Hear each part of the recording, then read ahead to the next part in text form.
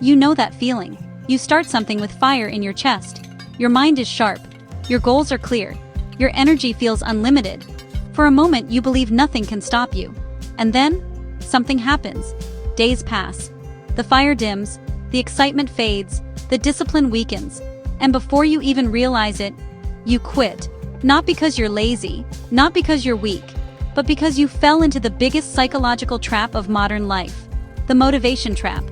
Today on Mind Scripted, we're going to expose the truth behind it and how to break it forever. Day 2, still good. Day 3, a bit meh. By day 7, you're staring at the ceiling wondering why you thought this was a good idea. If this sounds familiar, you're not alone. There's a psychological reason why starting something new feels exciting and easy, but sticking to it feels like dragging yourself through molasses. When we start something new, a workout, a reading habit, a diet, our brain gets excited. It's novelty. It's shiny. The brain releases a nice hit of dopamine, the feel-good chemical. This initial high gives us a boost of mental energy. In neuroscience, you can think of this as the brain crossing an activation threshold with ease. Explanation: the energy required to start, threshold, is low because dopamine gives us a power-up. But here's the catch: the novelty wears off. Your brain says, "Oh, this again." Dopamine stops throwing a party. Now, that same task needs more mental energy. Not because the task changed, but because your internal reward system stopped treating it like the first day of the new year morning. Explanation: the threshold remains the same, but your internal energy drops, making the task harder. This is the crucial moment. You now need to generate discipline, where once excitement was enough. And discipline requires effort, planning, willpower, resources that are not infinite. Examples are everywhere. You decide to quit smoking and throw away the pack. Day 3, you're buying a new one. You want to wake up at 5 a.m. You do it for 2 days. By day 4, you're hugging your pillow like it's your emotional support animal. You swear off junk food. Then your brain makes a very passionate argument for fries at midnight. Example: think of motivation as a full battery on day 1. By day 10, you're operating at 20% and there's no charger in sight. Motivation isn't a personality, it isn't a mindset, it isn't a sign of strength, it's a chemical, a temporary spike of dopamine that your brain releases when you imagine a new possibility. The moment you picture the result, the better body, the new life, the success, the transformation, your brain rewards you as if you've already achieved it. That's why motivation feels so powerful at the beginning. Not because you're ready to change, but because your mind is celebrating a victory you haven't earned yet. This is the trap. Starting something new is emotionally exciting. It doesn't require discipline. It doesn't require skill. It doesn't require sacrifice. It only requires imagination. But sustaining something, that requires identity. It requires structure. It requires confronting discomfort. And your brain hates discomfort more than it loves progress. This is why you quit. Not because you don't want it, but because your brain was never trained to sustain effort after the dopamine fades. One of the most fascinating aspects of motivation is that it frequently follows action, rather than preceding it. We often mistakenly believe we need to passively absorb inspiration before we can act. However, actively doing something is a far more potent source of drive. Taking that first small step, even without feeling inspired, is a form of active inspiration. It generates momentum. Getting started, even imperfectly, often sparks the very motivation we thought we needed beforehand. Consider wanting to engage more with reading. You might wait for the perfect mood or quiet moment, but that feeling might not arrive often enough. You could try setting external goals, like sharing reviews, but find that doesn't fundamentally change the reliance on feeling ready. What if you just decided to read for a set amount of time each day, say 30 minutes? You sit down, maybe without any initial enthusiasm. But often, after just a few pages, you become absorbed. The enjoyment, the motivation, arises from the act itself. Over time, this consistent action might reveal a deeper, internal reason for doing it, perhaps a desire to build a personal legacy of knowledge or understanding. This internal why then further fuels the discipline to continue. Many of us have important goals we postpone, waiting for the right feeling. As writer Oliver Burkeman questions, where did we get the idea that we must feel like doing something before we begin? Perhaps the issue isn't a lack of motivation, but the belief that we need it to start. Try replacing the wait for motivation with the commitment to discipline. Take one small, consistent step each day. You might be surprised how much genuine motivation emerges as a result of your own actions. The 3 forces that destroy motivation. 1. The emotional crash. The high disappears. The reality kicks in. The work feels heavier than the dream. 2. The expectation gap. You expect progress to be fast because motivation felt strong. But progress is slow, and the gap discourages you. 3. The identity conflict. You're trying to become someone new while still living like the old you. Your habits don't match your goals, so the mind breaks. Raise your hand if you've ever started something with the enthusiasm of a dog chasing a ball, only to quit halfway through like, I'm good. Yep, I see you. Been there. Starting is the easy part. It's exciting, shiny, full of promise. Finishing, though? That's where most of us hit a wall, throw up our hands, and binge-watch Netflix instead. But here's the deal. Starting strong is great, but finishing strong, that's how you win. And you, my friend, are here to win. So buckle up, because today, I'm giving you the lowdown on how to stop quitting, break through the messy middle, and turn your starter energy into finisher vibes. Let's go. Here's the ugly truth. Most of us quit because it gets hard. The hype wears off, the task feels overwhelming, or perfectionism rears its annoying little head.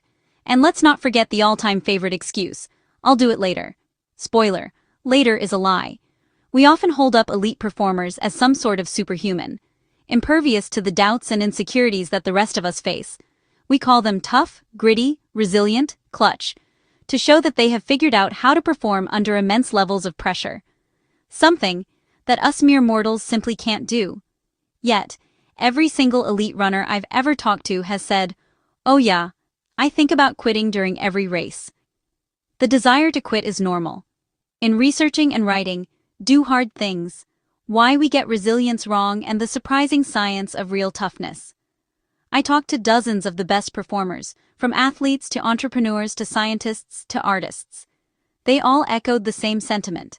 They all had moments of wanting to throw their manuscript in the trash, debating ways how to get out of their approaching deadline, or having daydreams of pulling their own Jerry Maguire moment and leaving the company they helped lead. If that sounds dramatic, best-selling author Brad Stulberg told me, 75% of the time I'm sitting at my desk writing, I want to quit. Or at the very least, go for the easy win, writing a tweet instead of the real work, writing a chapter.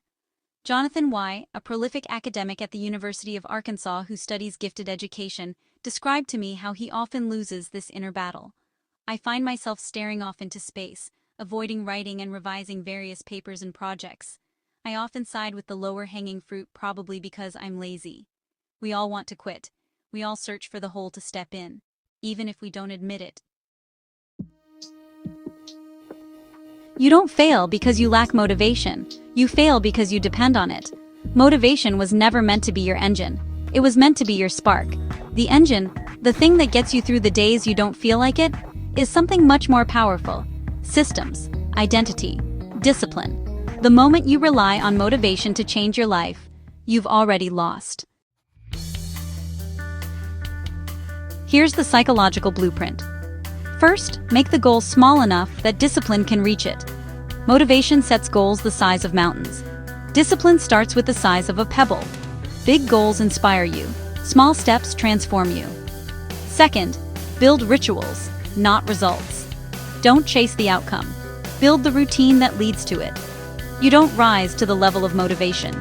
You fall to the level of your habits. Third, stop waiting to feel ready. You will never feel ready. Your brain will always resist. Start anyway. That's how you rewire your mind. Fourth, focus on identity, not intensity. Ask yourself, what kind of person do I want to be? Not, how motivated do I feel today? When your identity changes, your behavior follows. Fifth, let boredom become your superpower. Everyone is motivated at the beginning, but the strongest people are the ones who can stay consistent even when it becomes repetitive. Boredom is not the enemy. It is the doorway to greatness.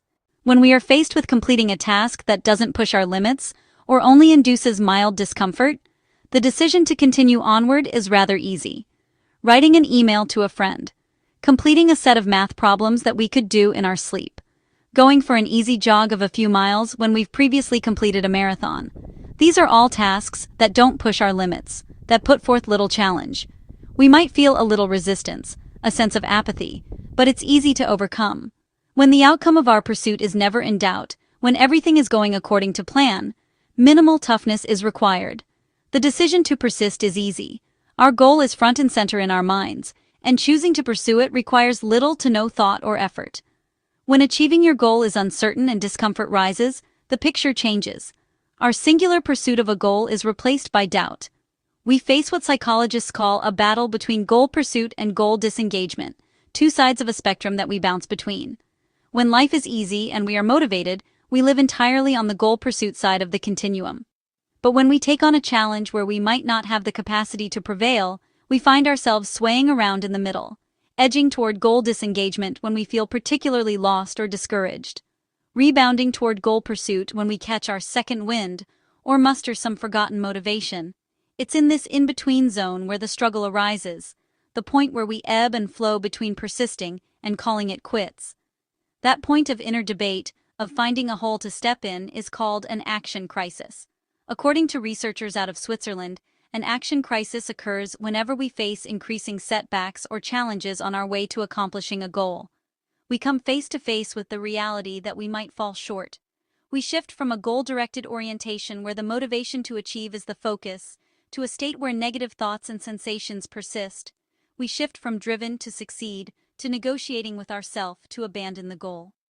Whether we call it a freakout, action crisis, or catastrophizing, the battle between persisting and quitting is critical in nearly all aspects of performance. What is taking place in our mind that nudges us toward goal engagement or disengagement at this crucial juncture?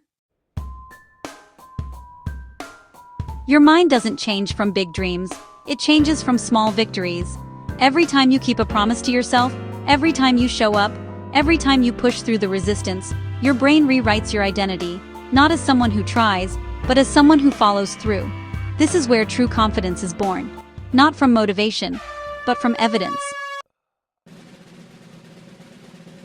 You weren't born to start things, you were born to finish them. Your life will not change from bursts of inspiration, but from consistent action taken by the version of you who no longer waits to feel motivated. Stop chasing motivation, start creating momentum, because the strongest version of you is not the one who begins with fire, but the one who keeps walking long after the flame goes out. Welcome back to your mind, welcome back to you.